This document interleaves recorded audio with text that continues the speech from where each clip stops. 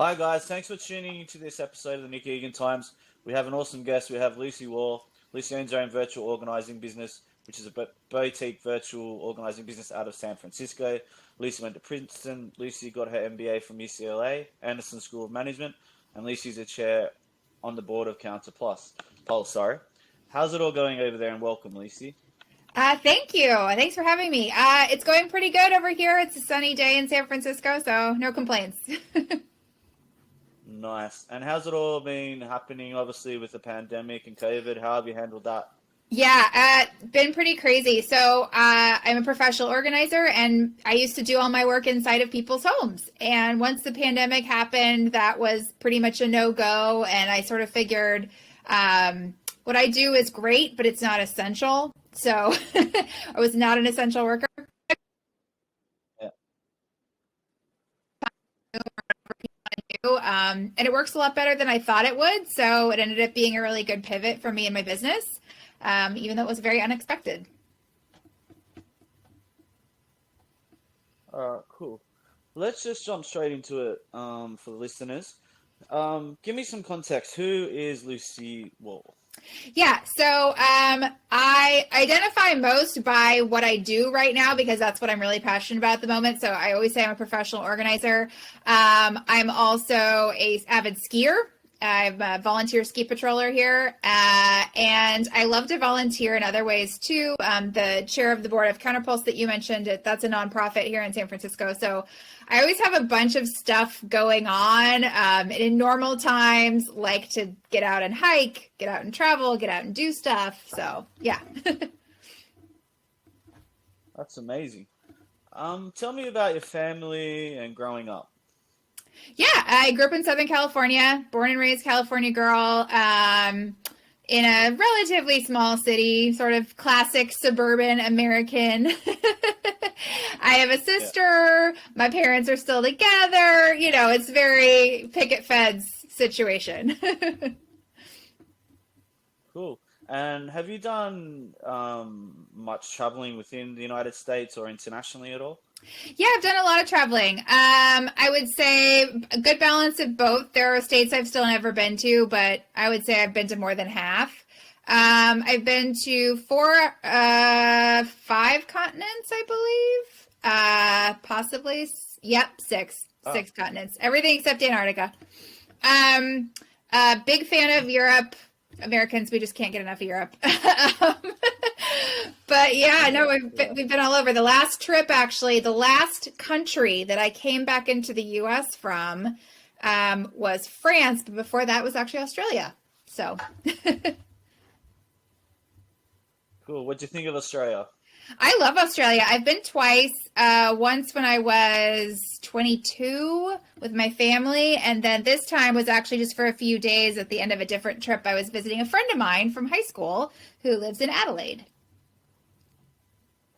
Very nice. And what's your favorite location to go to in Europe? If there was one place you could go right now in Europe, where would you go? Well, right now, because it is February, I would go to Lech, Austria to go skiing, for sure. Nice. Yeah, awesome. All right, let's go back to obviously all your studying. How was high school? And you've obviously done an MBA, which is amazing. Talk about the process from going through that all the way to where you are now. Yeah, so I was always on the super academic track. I went to public school for elementary and middle, but for high school, I went to boarding school. A very unusual school. It's in California, and in addition to being a boarding high school, you have to learn to ride and take care of a horse during your first year, and it's not fancy. Like, you're responsible for the whole thing. Like, you do everything from feed it to ride it to pick up after it. And you also need to go and do a lot of camping. So we would do these week-long leave no trace wilderness camping trips at the beginning and end of every school year. And so I always like to joke around that I went to a very, fancy, expensive private school for high school, but at the same time, that particular school made me so that I'm not prissy today. I can handle the outdoors. I can handle some stuff. So yeah. And then, I ended up going to Princeton because I visited there and I just felt like I belonged, and I was lucky enough to get in, which today I can't even Yeah, that's imagine quite being hard. able to Yeah. make a decision that way. I mean, this is back in, I was applying to college in 1999. This is a long time ago. So things have changed. But yeah, but the only academic experience that I really chose for myself was actually my MBA. So I graduated Princeton. Took me a while to get started in a career because I didn't really know what I wanted to do. I ended up doing nonprofit fundraising, which I liked. And I wanted to sort of accelerate that career. And so I looked around, what can I do? What can I do? Oh, I can get an MBA. That'll be something I can do. And so I decided I was going to do it, researched the schools, applied, whatever, got into UCLA, went, had an amazing experience. So that was the one that from start to finish, I really did by myself. That's amazing. And post, obviously, all that, give us some context of how your business eventuated, how that inspiration happened, and yeah, how it's all, yeah, just transpired generally. Yeah, no, I did not plan this at all. So like I said, I was going to get my MBA to accelerate my career in nonprofit fundraising, and I focused on nonprofit management while I was in business school. And when I graduated, I started interviewing, and I was basically getting interviews for the same job I'd had before business school, just more zeros for the goal. So same job, just raise more money doing it. And I thought, that is kind of depressing because I've already done that. I want to keep going, learning, building my career. And so I got really frustrated, and my husband said, you know what, like, just take some time and think about what you really want to do, because like, we're fine for a little while if you want to just like take a step back. Because I was really discouraged, right? Like, I just gone through all this education. I was really excited, and it was just kind of a big fat nothing. And so the other thing about that business school experience was UCLA is a very entrepreneurial place. There are people starting businesses left and right. I'm sure there are at least 50 businesses that got started back then that are now, that person's now in their third or their fourth business. So it's very much in the water. And so I was thinking, well, I could start something. I mean, if my classmates can, why can't I? And talk to friends and family. What can I do that I don't have to go to more school for? And everybody kept saying to me, you're so organized. Is that a business? And I did some research, and sure enough, it is a business. So that's why I started it. Cool. And how's business been? Has it been great? Like, it has been a extremely rewarding journey. I would not say it's been like overnight success, because that's not really a thing, right? Like, when you start something, you realize like every overnight success took somebody 10 years, right?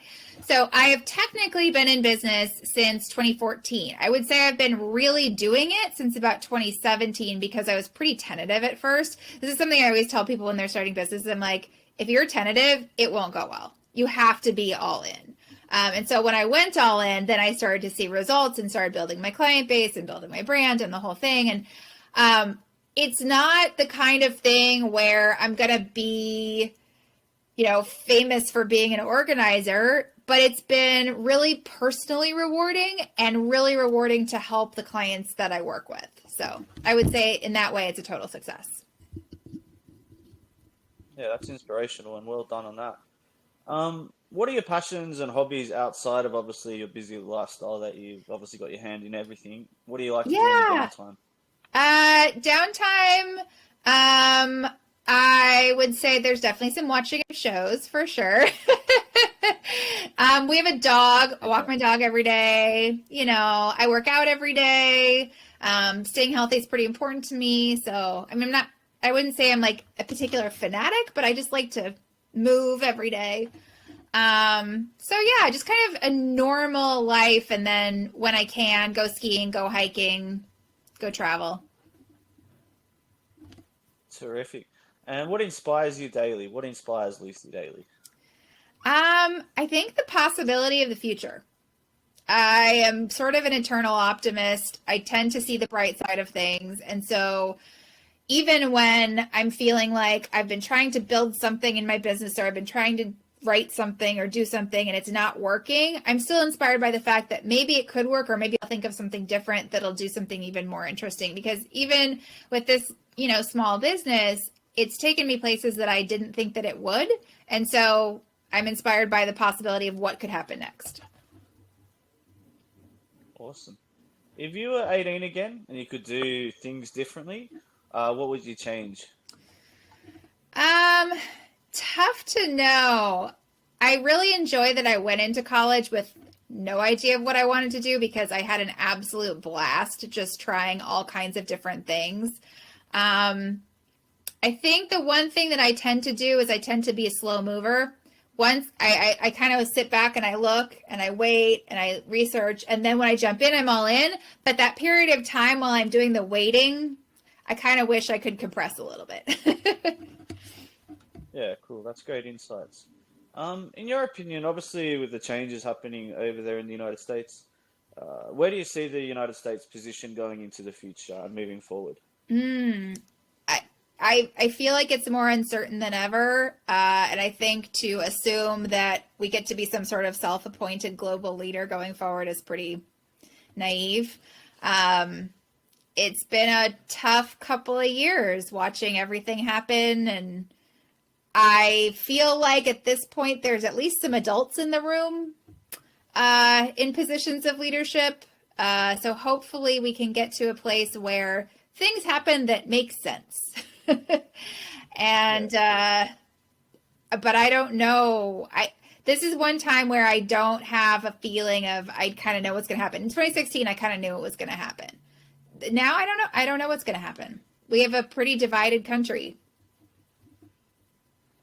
Yeah, sure. And what are the plans for 2021 for Lucy? What have you got upcoming? What are you doing? What are you working on? Yeah, I'm actually working on building an app.